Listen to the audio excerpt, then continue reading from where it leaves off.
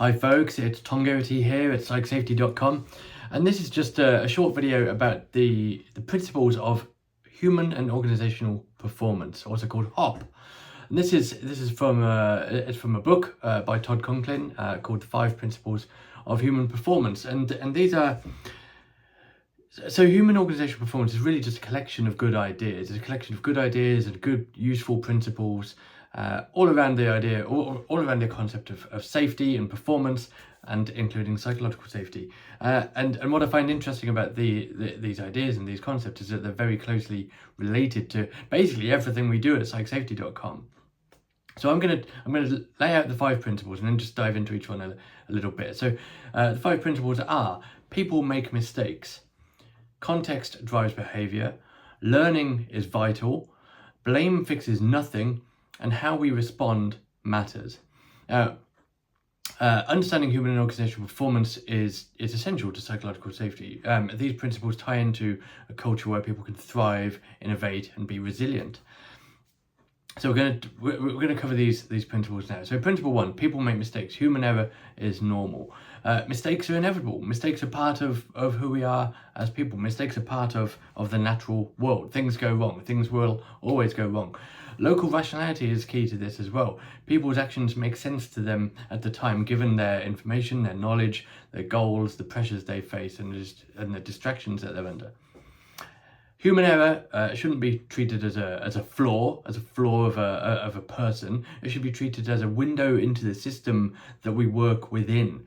And recognizing that people act generally rationally within their work context, at the sharp end of work, helps to foster empathy and non-judgmental environment of learning from work.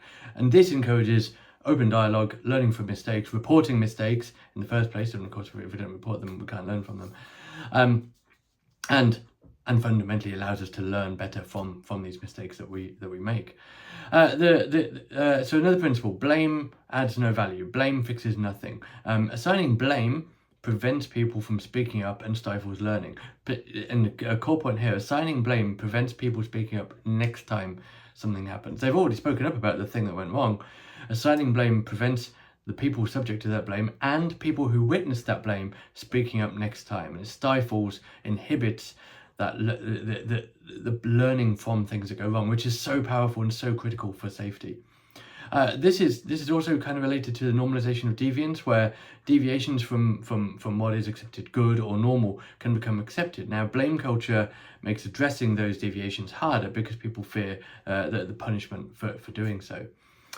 Blame. So when we should sort of clarify what we mean by blame here.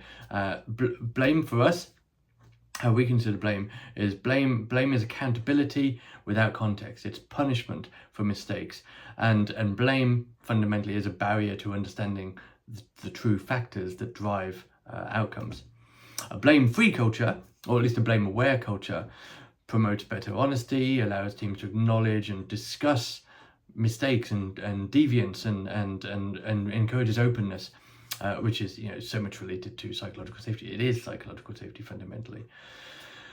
Context drives behaviour. People's actions are shaped by their environment, the resources, and the pressures they face. This is local rationality in a nutshell, really.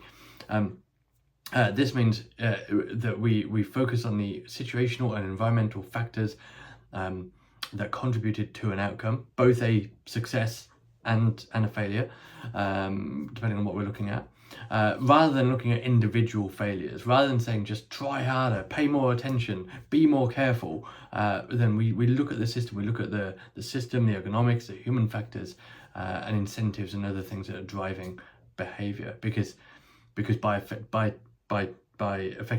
changing those, we're better placed to mitigate, prevent and mitigate mistakes in the future, not just for the person involved in this mistake, but for future people and us as well. Understanding the context behind behaviour helps us empathise and support teams people and teams, rather than making unfair assumptions about performance and individual accountability and stuff. How we respond matters. So how we respond to failure, to questions or concerns or mistakes, sets the tone for these conversations. How we respond when someone says, I made a mistake, or how we respond when someone says, I'd like some help, or I'm struggling, or I don't know how to do this, or what does that mean? Should that look like that? Is that fire meant to be, is that light meant to be red? Is that meant to be on fire? How we respond to these questions, concerns, mistakes, and ideas has a direct effect on whether those, on how much we can draw from that that speech, that idea, that question or concern, and how likely people are to do so again in the future. Not only the person that spoke this time, but people who witnessed that interaction, people who witness how we respond, will be affected by that in the future as well.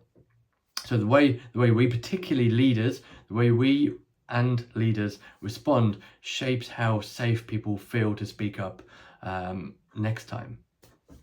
So this is a core principle in sort of making sure that people are aware that people are the solution, not the problem. People are the assets in identifying risks and solving problems and improving systems. The last principle is learning is vital.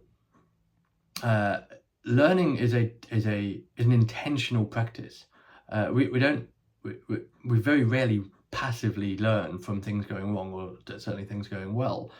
Continuous learning and adapting as a result of that learning is key to organizational resilience, and it's an intentional, purposeful practice that requires tools, scaffolds, principles, and fundamentally adoption of these sorts of principles. People are the solution, not the problem, as we've just said.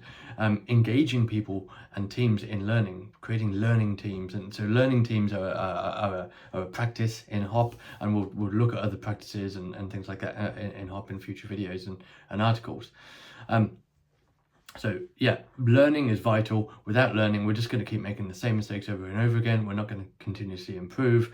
If anything, we're likely to get worse at the things we're trying to do. We're likely to cause, well, certainly there are likely to be more accidents and more things going wrong if we don't learn from the things that are going wrong or going well in this context.